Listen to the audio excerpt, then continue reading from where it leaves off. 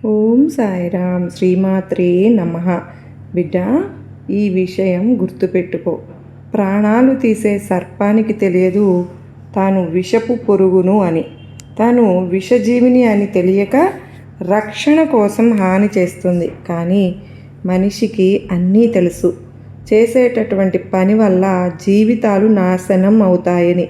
అయినా సరే కానీ అన్నీ చేసి ఏమీ తెలియని వాడిలా వచ్చి నీతులు వల్లిస్తారు. ఇదే మాయాలోకం తీరు, ఇదే కలికాలం. కనుక జాగ్రత్తగా ఉండమ్మా. ఈ దుర్గమ్మ నీకు తోడుగా ఉన్నప్పుడు నిన్ను ఎవరైనా ఏం చేయగలరు? బిడ్డ, నీకు నువ్వుగానే కష్టాలను నష్టాలను తెచ్చుకుంటూ ఉన్నావు. మరి దానివల్ల నీకు ఎటువంటి ఉపయోగము ఉండదు.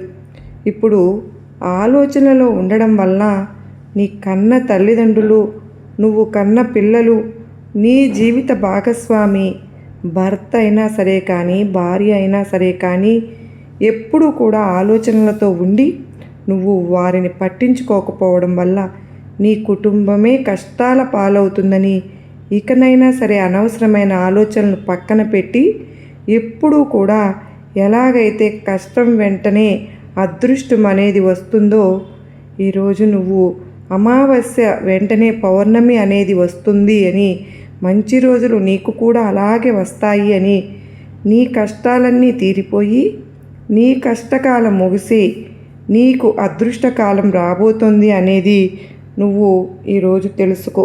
నువ్వు ఎంతటి కష్టాల్లో ఉన్నా సరే కానీ, ఎంతటి బాధల్లో ఉన్నా సరే నీ దుర్గమ్మను నమ్మి శ్రీమాత్రే నమః అని ఒక చిన్న ప్రార్థన కూడా చేయి చాలు. నీ మనసులో నాకు స్థానం కల్పించు, నేను నిన్ను ఎప్పుడూ వదలను, నీ నమ్మకమే నా బలం, శ్రద్ధతో నన్ను పిలువు తల్లి, భక్తితో నన్ను పూజించు.